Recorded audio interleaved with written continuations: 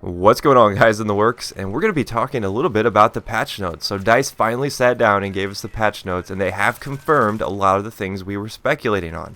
But if you're wondering when the patch will be coming out, it comes out on Tuesday, September 4th, so tomorrow, for everybody. PC, Xbox, PS3, we're all getting it at the same time, no matter if you're premium, no matter if you're, it doesn't matter. You're getting it on the 4th.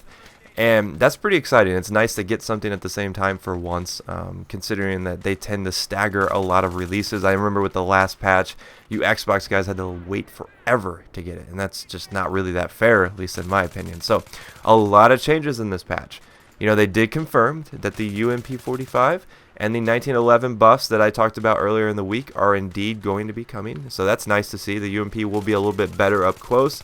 It'll be not as good at long range, but it will have that up close, heavy hitting stopping power that a lot of people feel like it deserves. So that's a cool change. But there's a lot of balances in the reload times. A lot of the slow reloading bullpups are getting a slight buff on the long reload.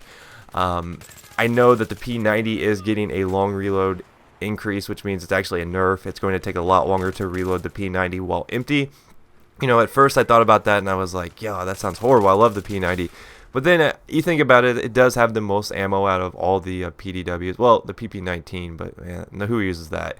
The P90 was a little bit, overpowered in terms of ammo count, at least in some people's eyes. So I can dig that change. I think that's a solid change. But a lot of the assault rifles, like I said, are getting some sort of reload reduction. So that's cool because it's going to put them in a more competitive stance with the M16 because the M16 does reload so quickly. Now, speaking of the M16, it looks like the M16 is actually going to be getting a nerf. Yes, it will be getting a recoil increase, which is a big deal. It's going to bring it in line with some of the other assault rifles. But, I've never been a really big fan of just nerfing a weapon unless it really needs it.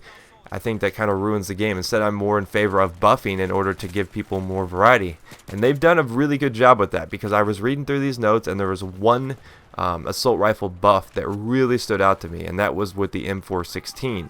Now, the M416 is actually going to get a vertical, horizontal, and the first shot recoil reduction. That's huge, guys. That's going to make this thing much more competitive to stand up with the M16. This thing's going to be a laser beam now. So if you're an M416 fan, it's going to be a lot better now. It's going to be the counterpart to the M16. It may not fire as fast, but it's certainly going to compete with it in certain situations. So that's awesome to see. So all sorts of changes in the patch notes recoil-wise. The SG553 and the G36C are all getting recoil reductions, which is going to be cool because it's going to make them a lot more controllable, especially the SG553. Now that thing's going to be a laser beam because you won't have to worry about using foregrip, which in turn will make it a lot more accurate. So a lot of changes on that front. I'll let you guys read through there and see if your favorite weapon's getting changed. But you support guys are going to be in for a treat because one of the things I read about in there is belt-fed LMGs are now going to be more accurate when standing and firing, just aim down sight. So that's a big deal.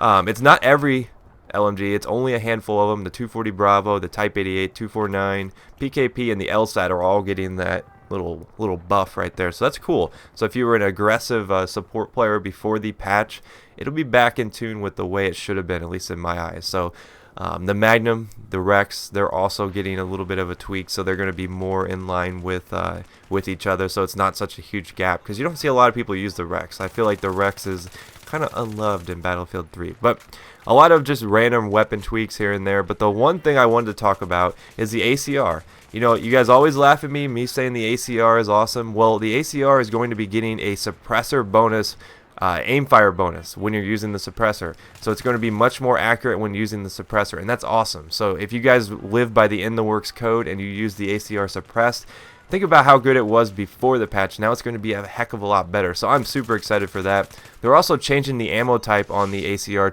to fit what it actually shoots, which is the 6.5 Grindle round as opposed to the 5.56, which it incorrectly has shot before. So I don't know if that'll change anything damage wise or like statistics in terms of like muzzle velocity or anything like that. So I'm really curious to see where they go with that. So that's cool.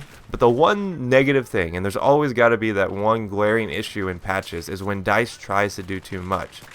And they usually do that with some sort of weapon, but this time they have done it with a vehicle. Okay, so they have removed flares from the gunner position in helicopters. Yeah, you heard me right. If your jaw's not dropping, it should be, because they have removed flares from the gunner.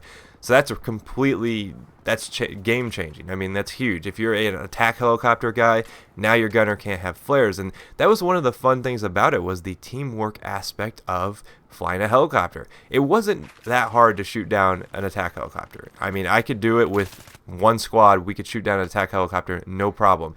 Now you have to consider armor kill and how many different things are going to be shooting at these attack helicopters. They're going to really be just this flying target in the sky. So, you know, as an attack helicopter guy, I'm really bummed about this. I think DICE made the wrong call with this. They claim that it's going to make it more competitive, because before that it was invulnerable to a lot of lock-ons, which I just agree. It kind of pushed teamwork. And it wasn't that hard to shoot down an attack helicopter, considering that SOFLAMs and javelins and stingers and all that, you know, you could have 3 lock-on missiles on you at this, you know, within a 10-second period, even after you flare. So that was one of the things that made flying the helicopter fun, was trying to avoid those things, you know, working in tandem with your teammates. So that is now gone, and I'm kind of bummed about that. So let me know what you guys think about that. You think it's going to be too game changing? You think it's going to make it so that the game's not the same anymore? Because I mean, we've had the same game for 7 months. Now they flip us around. They're like, oh yeah, gunners can't use flares. So kind of bummed about that. But there's a lot of changes I want you guys just to read through in the patch notes. Let me know what you guys think stands out as being a huge change. I mean, a lot of your weapons have gotten some sort of tweak here and there. So if you're a fan of a certain weapon, read through this real quick, see if you could find anything that kind of stands out to you. But hope you guys enjoyed this video. I will see you later. Peace.